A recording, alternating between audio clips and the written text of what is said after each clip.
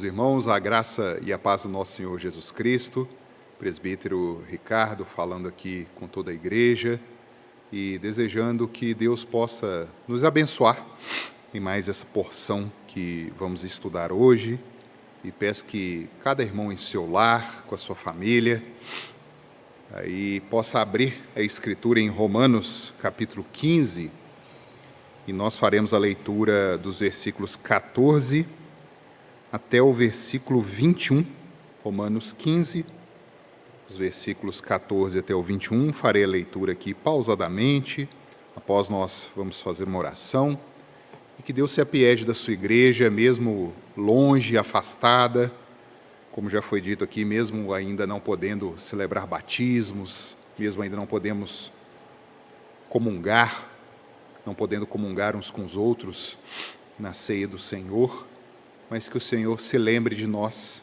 povo dele, povo da aliança, e que nos abençoe ricamente nessa noite. Romanos 15, de 14 a 21, assim diz a palavra inerrante do nosso Deus.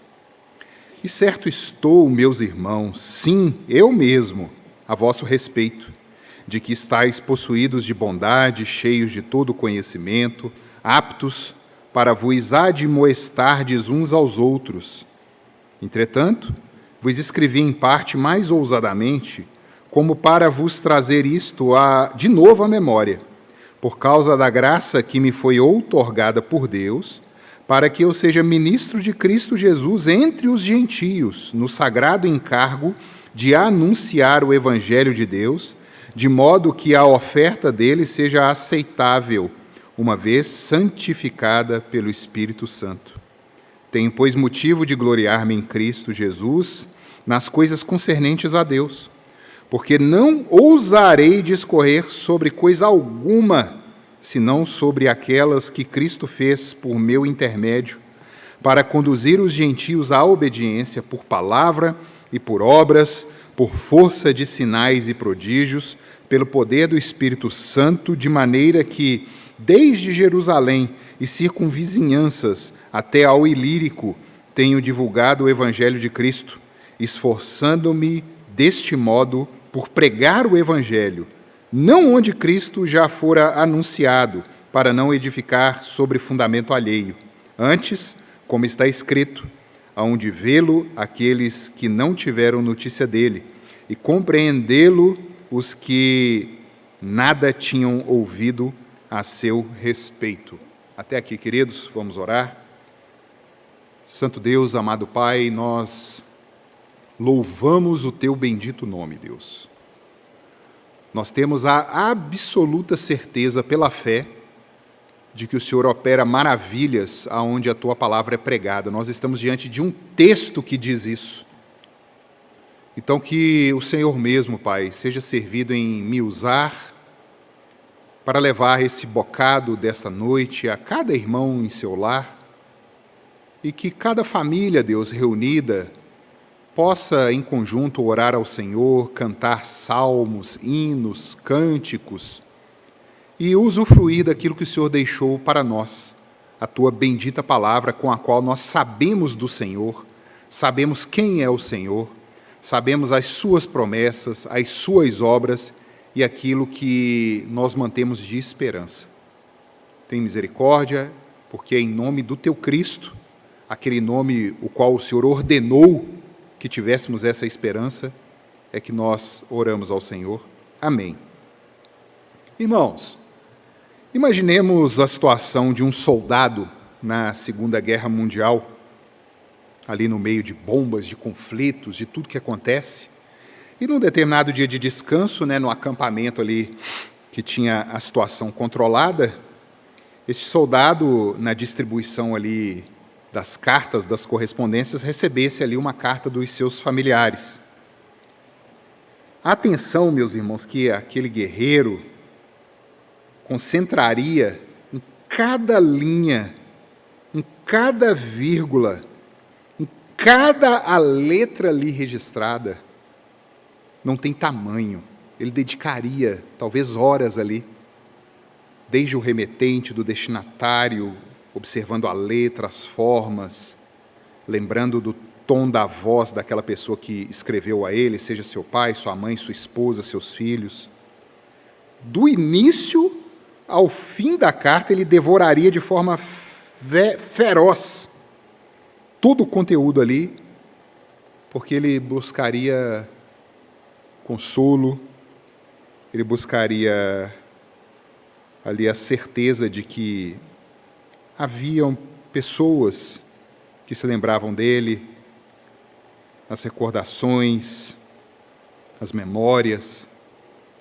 E, novamente, queridos, do início até o fim, até as conclusões, os pedidos, ele se alegraria daquele conteúdo que ele recebeu daquela carta. E aqui,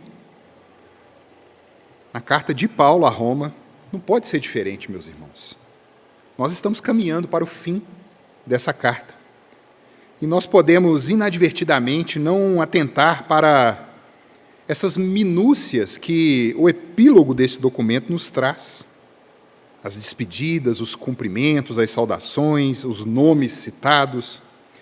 E podemos passar aqui de forma muito rápida e deixar de ser abençoados com a instrução que o Senhor Deus nos traz, inclusive na finalização dessas cartas, e não só aqui a de Romanos, como outras cartas que foram destinadas às igrejas.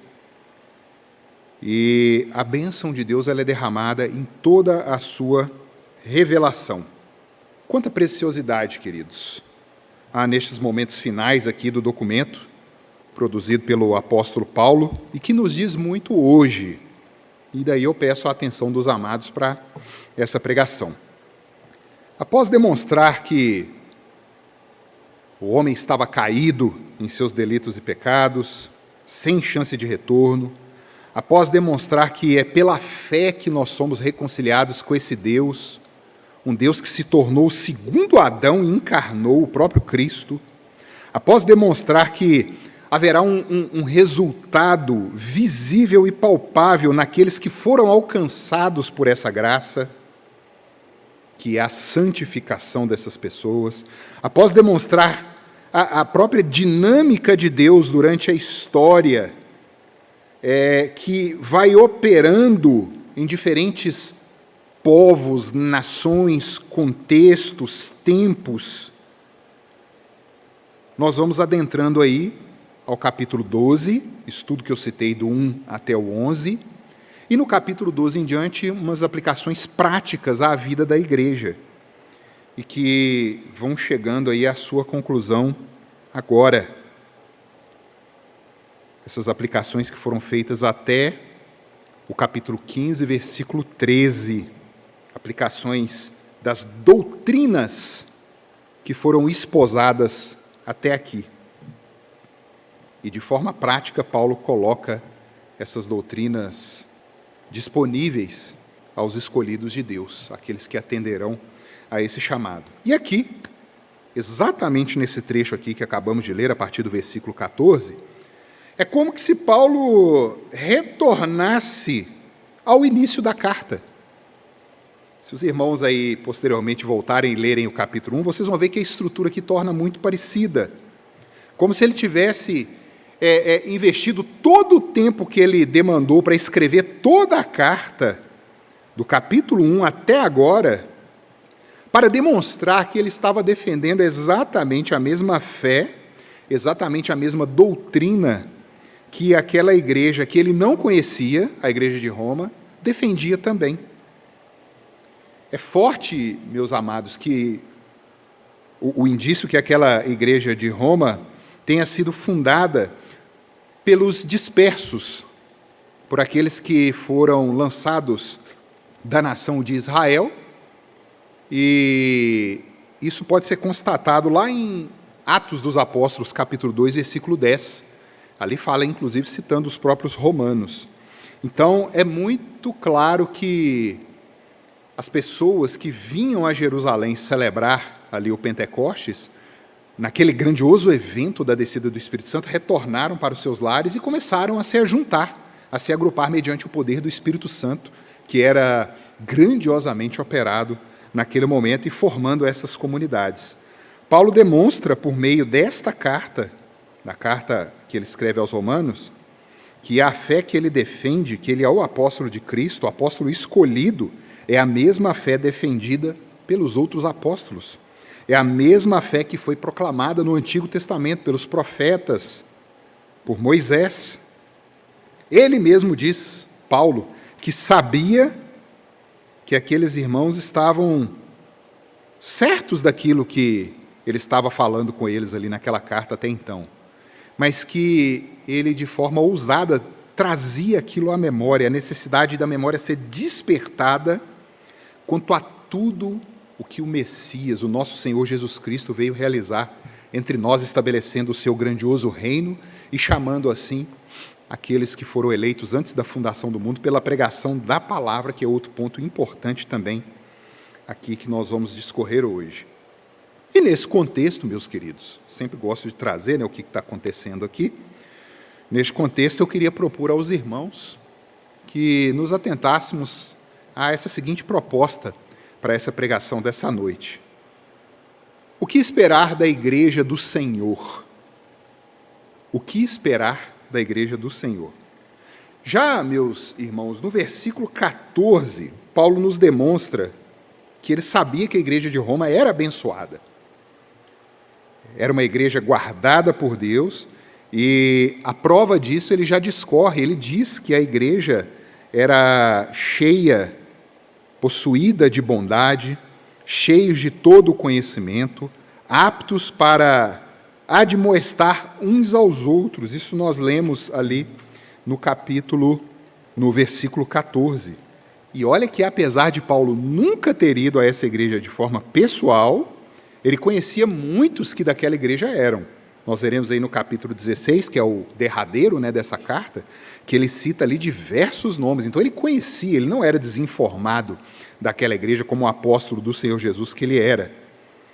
E ele tinha notícias daquilo que estava sendo desenvolvido, não só em Roma, como em outras localidades. Localidades talvez que ele nunca tenha escrito um documento, mas que ele tinha notícia por causa dos irmãos que estavam espalhados naquela região.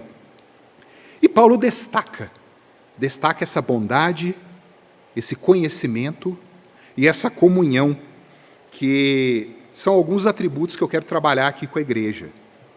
A bondade daquela igreja, meus irmãos, era uma bondade manifestada em os próprios irmãos investirem tempo uns com os outros. Meus queridos, é uma disposição em servir. O próprio termo que o apóstolo Paulo usa aqui é agatocines, que é uma virtude oposta, contrária a tudo o que é vil e maligno. Segundo Murray, comentando isso, é um termo que dá totalmente o entendimento contrário do que é mal, do que é perverso, do que é maligno. Agatocines é a bondade da igreja, de todo o povo ali reunido, o povo da aliança. A igreja estava vencendo e estava crescendo. E isso me lembra com muita alegria o que o apóstolo João escreveu na sua primeira carta, que os jovens estavam vencendo o maligno, pois eles amavam os irmãos. Veja que o discurso é concorde, está lá em 1 João 2, de 10 a 14. A bondade, meus queridos, ela é o reflexo da vida de Cristo em nós. Não é uma condição para que eu alcance o favor de Deus, mas é justamente a prova de que eu fui alcançado pelo favor de Deus e Ele mesmo é que está operando em mim. Isso tem que ficar muito claro. É daí que vem, porque do Pai das luzes é que vem toda boa dádiva. Tudo aqui da terra está condenado, é terreno. E tudo deve ser submetido a esse nosso Criador, o grandioso Deus. E esse conhecimento, irmãos, que ele cita aqui depois da bondade, cheios de todo o conhecimento, ela opera juntamente com a bondade e sempre com ela. O conhecimento, aqui que Paulo cita, se refere ao conhecimento da fé defendida pelos profetas e que estava sendo confirmada pelos apóstolos e pela própria igreja, que ele cita que sabia o que ele falava ali. Então não é meramente um conhecimento intelectual, mas é o conhecimento da vontade do nosso Criador em Jesus Cristo, Deus encarnado. É o conhecimento objetivo de Deus, não é aquilo que eu acho, que eu sinto, essa subjetividade tão presente hoje em nosso meio, mas é o conhecimento daquilo que a Escritura nos traz de forma clara sobre a vontade de Deus, sobre o seu ser, sobre aquilo que Ele já fez, as suas promessas e aquilo que Ele vai fazer pela própria igreja. É esse conjunto, bondade e conhecimento, é o que, por exemplo, a nossa confissão de fé claramente defende daquilo que agrada ao nosso Criador. Olha o que a confissão de fé diz no seu capítulo 16, no artigo 1, sobre as boas obras, que tem a ver aí com essas atitudes, essa bondade, né? Preste atenção. Boas obras são somente aquelas que Deus ordena em sua palavra, ao conhecimento da palavra entrando aí. Não as que, sem autoridade da palavra, são aconselhadas pelos homens, movidos de um zelo cego ou sob qualquer outro pretexto de boa intenção. Então, meus queridos, entenda o seguinte: se eu tenho boa vontade, se eu tenho essa bondade, sem o conhecimento da fé em Cristo Jesus que justifica, é autojustiça. É eu querer ser recompensado por ter feito alguma coisa. E se eu tenho esse conhecimento, mas sem demonstração dessa bondade, dessa boa vontade, dessas boas obras, isso é legalismo, isso é farisaísmo. Então perceba que há um equilíbrio entre esse conhecimento e a ação desse conhecimento expressada em boas obras, em bondade, e é um equilíbrio que apenas o Espírito Santo pode promover em nosso meio. Somente o Espírito Santo pode derrubar o velho homem que há em nós, subjugá-lo e nos dar o devido entendimento da onde entra a fé no nosso Senhor Jesus Cristo, que nos salva do inferno, e as boas obras que são demonstração de que algo foi feito por mim pelo Deus Altíssimo. E não eu estar fazendo boas obras para alcançar algum favor do nosso Deus. Esse é o devido lugar. E por fim, o resultado dessa bondade operada pelo conhecimento da fé leva a essa comunhão, a essa admoestação conjunta, como Paulo nos diz aqui. E comunhão, meus irmãos, não é apenas esse ajuntar de pessoas no final de semana, vamos cantar juntos, vamos nos sentir bem, vamos nos elevar, como se fosse alguma espécie de droga que a gente estivesse usando e que o seu efeito passaria daqui a algumas horas. Não é isso, meus irmãos. Não é meramente um culto carnal. É a verdadeira comunhão de sabermos que somos parte de um mesmo corpo. O corpo do Filho de Deus, Filho este que é o cabeça da igreja da qual nós somos membros. Ou como Pedro ilustra, né? Pedras vivas de uma edificação espiritual. Essa é a verdadeira comunhão. É a comunhão que nos leva ao relacionamento e ao cuidado, ao aconselhamento mútuo, a buscar uma vida de união com os irmãos e ter confiança. Deixa eu entrar em contato com fulano, deixa eu ligar para Beltrano, tomar uma opinião com ele, tirar uma dúvida com ele. É aquele relacionamento límpido que você sabe que não vai ser usado contra você. Você se desarma com os verdadeiros irmãos na fé.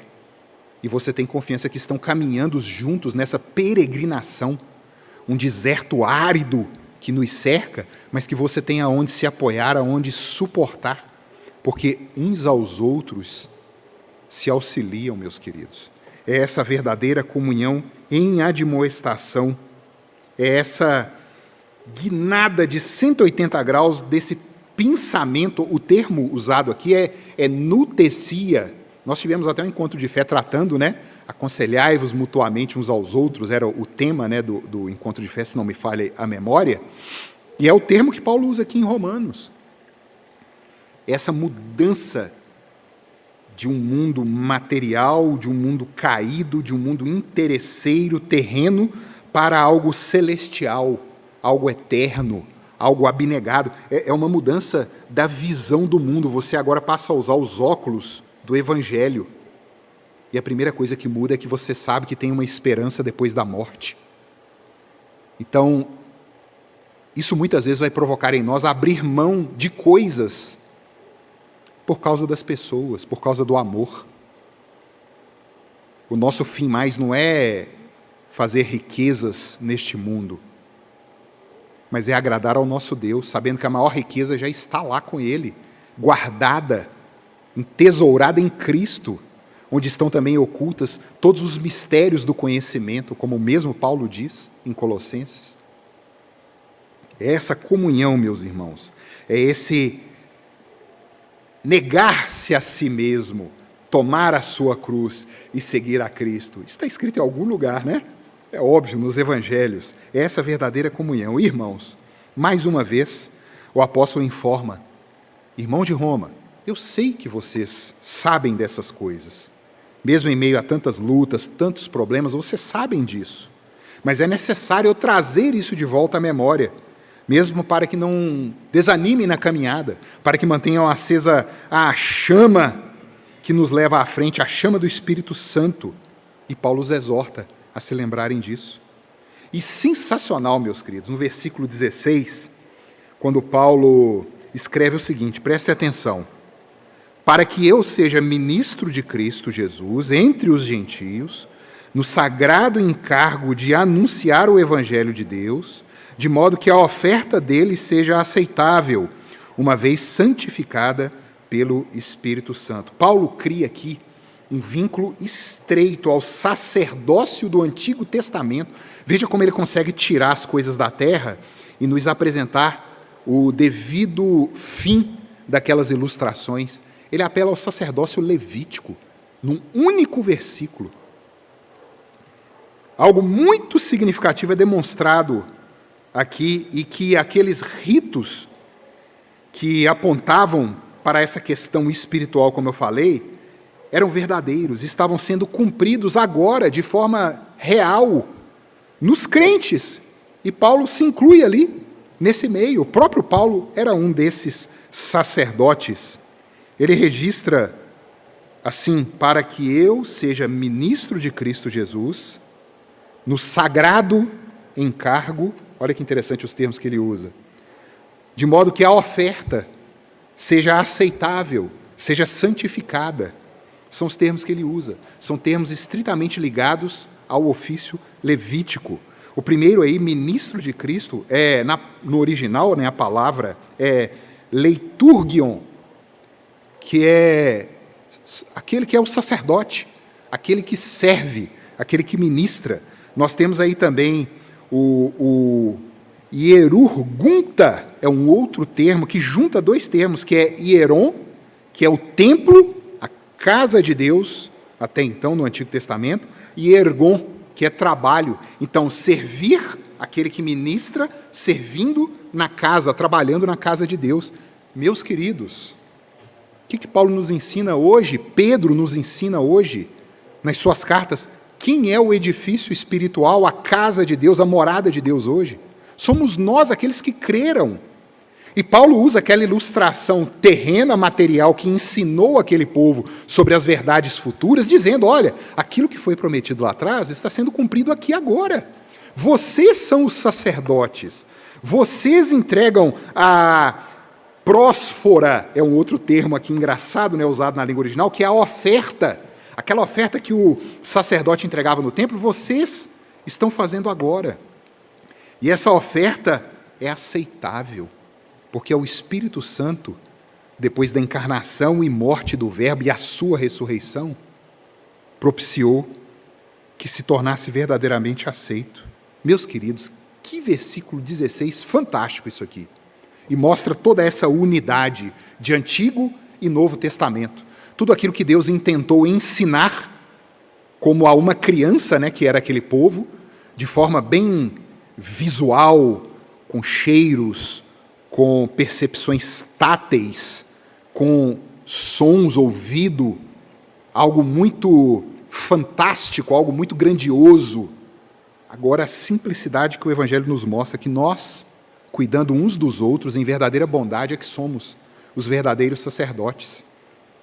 E o interessante é que Paulo, e eu gostei dessa interpretação de que Paulo diz quando ele fala que a oferta dos gentios agora é aceitável, é como se Paulo, que estava instruindo, sendo sacerdote daqueles ignorantes e levando o conhecimento de Deus, aqueles que iam crendo pelo Espírito Santo, eles eram a própria oferta que Paulo entregava para Deus. E aquela oferta, os gentios que creram agora eram aceitáveis, porque eles foram santificados.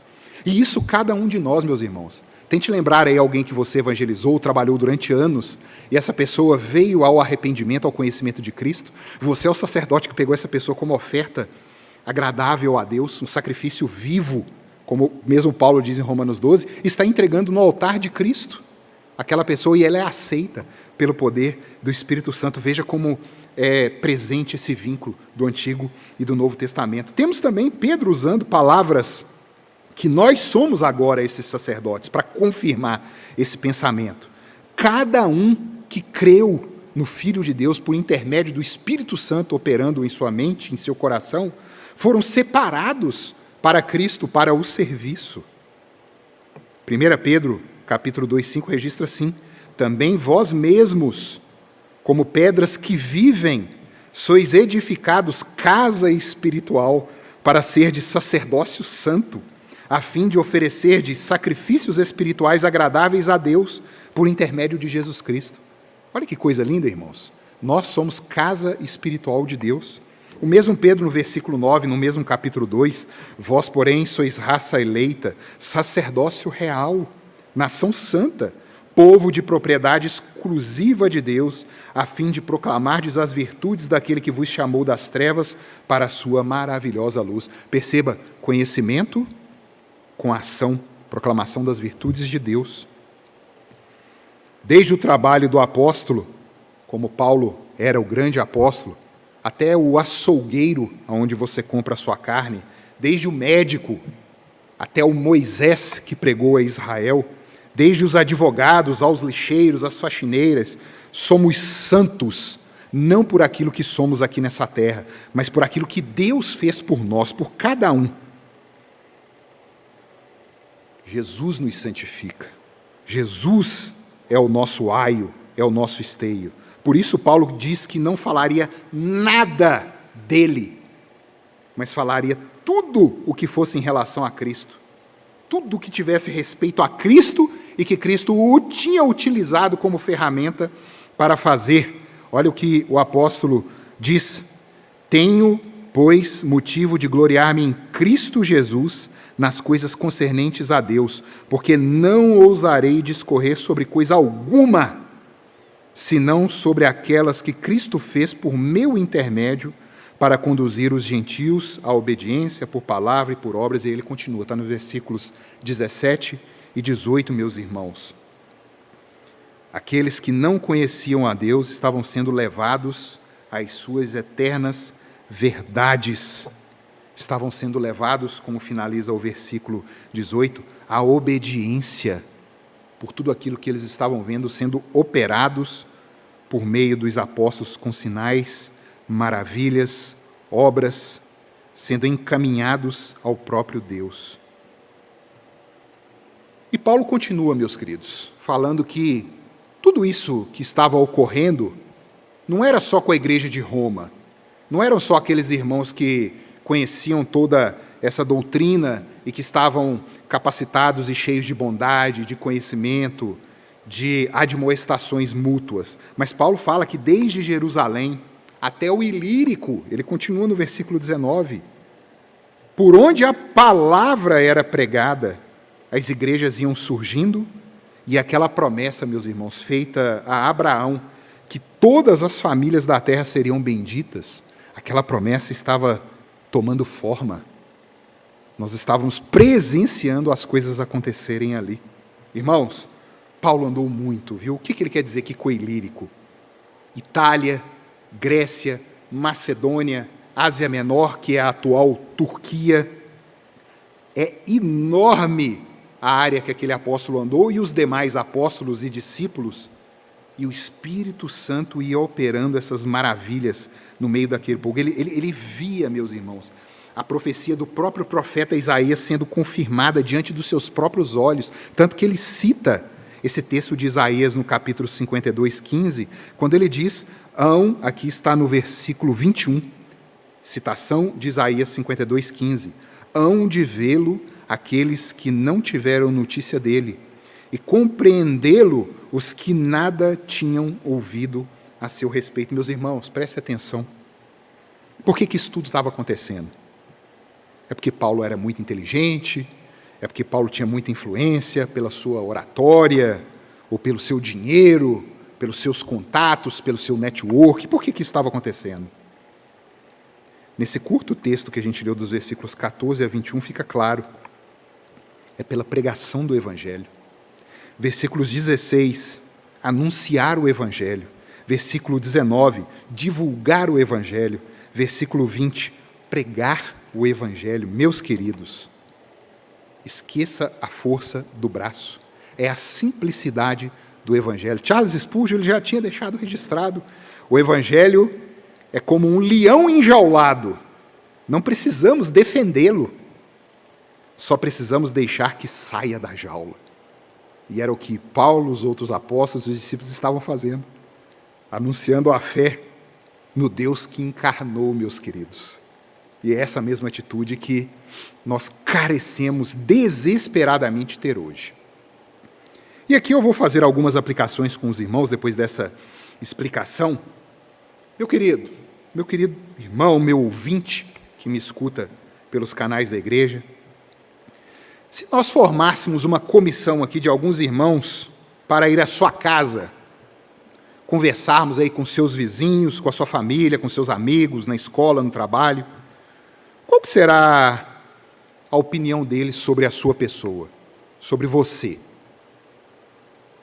Seria essa mesma opinião que Paulo manifestou à igreja de Roma? Bondade, conhecimento, comunhão. Ou então, uma coisa que muito incomoda hoje, né, a pós-modernidade, o ambiente em que vivemos, o extremo individualismo, né? Como que você se comporta? Qual que é a sua atitude, meu querido ouvinte, quando você admoesta um irmão? Ou também quando você recebe uma admoestação de um irmão? Como você se comporta? Qual é o seu pensamento? Que muitas vezes a gente pode se defender, né? Não, eu fico na minha, eu fico quieto, mas lá por dentro você... Então não interessa atitudes exteriores, mas como você recebe uma admoestação interiormente e como que você aborda um irmão que está em erro, em pecado, para o admoestar? É com essa bondade, com esse conhecimento que Paulo diz? Quando você, meu querido, quis, e eu falo aqui à igreja, não só da Pampulha, mas a toda a igreja de Cristo, quando você quis de livre e espontânea vontade fazer parte de uma comunidade cristã, e aqui no nosso caso escolheu a Igreja Presbiteriana da Pampulha, você jurou diante da igreja que se submeteria ao Cristo que está sendo ensinado aqui hoje. Como está isso, meu querido? Como está o seu procedimento como membro desse corpo de Cristo, especialmente nos momentos de aflição, de angústia, de atrito, nos momentos de tensão entre os irmãos? Como está, meu querido? Bondade, conhecimento e comunhão. É um texto muito sério, é um final de carta, mas um final de carta que nos aperta. Paulo espera isso de nós, os leitores modernos deste documento. Você se deixa admoestar, meu querido? Ou você admoesta com essa mansidão que nós devemos manifestar, ou como um fariseu às vezes? É você que está definindo aí da sua cabeça o que é pecado, o que não é pecado, ao invés da Escritura dizer? E você tem colocado fardos sobre os irmãos, fardos que você mesmo não move com um dedo, mas que cobra do seu irmão por falta de conhecimento, por dizer que é pecado aquilo que não é pecado, e levando à ira o nosso Deus. Ou piorando mais um pouquinho as coisas aqui, talvez nem mesmo, meu querido ouvinte, você nem esteja se dando se dando a oportunidade de admoestar o seu irmão, mesmo que fosse de forma errada, para que isso fosse corrigido. Imagine que você, realmente por falta de conhecimento, uma ignorância, não esteja admoestando de uma forma que deveria, mas você nem ir para que aconteça o erro e que você tenha condições de corrigir o erro, você está indo. Muitas vezes você, de forma maliciosa, de forma demoníaca, tem levantado a maledicência no meio da igreja, no meio do corpo de Cristo. Fala com um, fala com o outro, de forma sorrateira, fica levantando intriga, fica levantando maledicência no meio do povo de Deus. E Deus deixa claro no provérbio que Ele abomina aquele que coloca contenda entre os irmãos. Está lá no provérbio 6, depois você vai lá e consulte. Você não dá a chance daquele irmão que pode realmente estar em pecado de se corrigir e fica pelas costas, tramando, derramando o sangue do próprio irmão, matando o seu irmão no seu próprio coração. Pense, meu querido ouvinte, é sério essa finalização da carta de Paulo. Uma igreja cheia de bondade, uma igreja cheia de conhecimento, uma igreja cheia de comunhão, demanda isso tudo. Nós fugirmos disso, nós fugirmos daquilo que é mal, daquilo que é o oposto, a vilaneza, a malignidade, conforme o termo próprio que foi usado por Paulo, agatocines. Isso é a bondade manifestada na igreja. Uma outra aplicação que eu queria trazer com os queridos aqui, e que nós podemos tirar daqui para todo aquele que foi alcançado pela graça e se rendeu a ela. Meu querido, se você entendeu a sua incompetência nessa terra, nessa existência, e se você clamou por Jesus Cristo como seu Salvador e Senhor, você é santo. Grave isso no seu coração. Você é santo. Meu querido, ouça. Nós já demos uma pincelada aqui no sacerdócio universal. Quem tentará acusação contra o eleito de Deus, se é Deus quem o justifica? Jesus desceu da sua glória, verdadeiro Deus, fez-se como um de nós, com a única diferença que não tem pecado, e se tornou esse mediador concreto, vivo, e ressuscitou. Você não tem mais necessidade de nenhum outro mediador a não ser esse. Nenhuma outra mediadora lhe é necessário a não ser Jesus Cristo. E aqueles personagens bíblicos, aqueles seres aí pela terra que se colocam como mediadores, eles precisam do próprio Cristo como mediador, porque senão eles estão condenados. O apóstolo Paulo não se coloca como mediador de ninguém. Pedro não se coloca como mediador de ninguém. João, ao se ajoelhar diante de um anjo, o anjo, João, para com isso. Está lá no livro de Apocalipse. Maria, em momento algum, pediu o que é feito por ela. Uma mulher santa, mas que é colocada no lugar que ela mesma não queria. Ela orou quando soube que estava grávida do seu Salvador. Isso saiu da boca dela. Você é santo, meu querido. Na sua escola, no seu trabalho, no seu lar, aí sentado agora vendo esse vídeo. Não há compartimentos na sua vida. Ah, não, aqui é coisa, entre aspas, né, coisa da igreja, aqui é coisa do mundo. Não existe isso mais para aqueles que creram em Jesus. Nós somos do mundo e o mundo é de Deus. Santos no mundo. E por último, como está o nível de confiança que você tem na simplicidade do Evangelho? Nós vimos aqui. Tudo isso que Paulo narra dessa bondade, desse conhecimento, dessa comunhão, que ele mesmo não falava nada de si, mas aquilo que Cristo estava operando, Cristo operava pela eficácia da pregação do Evangelho. Quando você vai pregar, você crê que a conversão é um milagre? Um milagre que tem que ser operado pelo Espírito Santo Deus, por meio da palavra pregada? Você tem essa certeza? Ou você tem misturado aí o evangelho com o cientificismo, um evangelho com a psicologia, um evangelho com o coach, tentando de alguma forma amalgamar conhecimento humano e contaminando assim a pregação simples do Evangelho. O que você tem feito, meu querido? Você realmente crê que, por exemplo, você dizendo ao ímpio, ao incrédulo, que Gênesis 1, 2 e 3 não são literais, aquilo ali realmente é uma fábula, aquilo ali foi uma forma que o profeta achou para descrever a criação que veio do Big Bang. Você acha mesmo que fazendo isso, você tem chance de converter aquela pessoa? Se você não está crendo num Deus que tem poder para trazer à existência tudo em 6 dias, conforme essa realidade que nós conhecemos hoje, como que você vai crer que esse mesmo Deus pode fazer um milagre, e o maior deles, de dar vida a ossos secos, meu querido? Nós duvidamos que Deus trouxe à existência toda a realidade criada em 6 dias, e cremos que esse mesmo Deus pode soprar vida em seres pecaminosos como nós. Não tem coerência, meu querido. Não tem coerência crer num Deus que levanta mortos da sepultura da existência, mas eu duvido de diversos e diversos trechos da Escritura e prega um evangelho misturado, diluído, psicologizado, um evangelho que não confronta e que não diz ao homem: arrependa-se, pois o reino de Deus é próximo e já está aí sendo operado agora, nesse instante. Meu querido ouvinte, é hoje.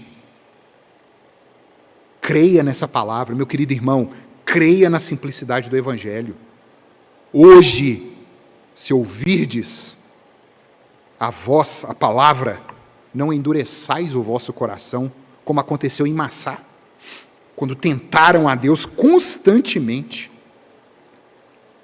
E muitos que estão me ouvindo podem até se pensar crentes e ainda não têm entendido o que ocorre com essa operação miraculosa que estava sendo mostrada pelo apóstolo em todo o mundo conhecido, meus queridos. Todo mundo estava sendo atingido pela simplicidade do Evangelho. E hoje nós tentando colocar relevância, colocar um academicismo na palavra de Deus, que é loucura para o mundo, tornar a palavra de Deus um pouco mais requintada, um pouco mais palatável. Mas, meus queridos, o mesmo Paulo diz em 2 Coríntios capítulo 2, é cheiro de morte para os que estão se perdendo. Não tenta jogar um perfume sobre isso não, porque não vai funcionar. Mas para os que estão crendo, é perfume de Cristo para a vida. E concluindo, meus queridos, caminhando para o fim,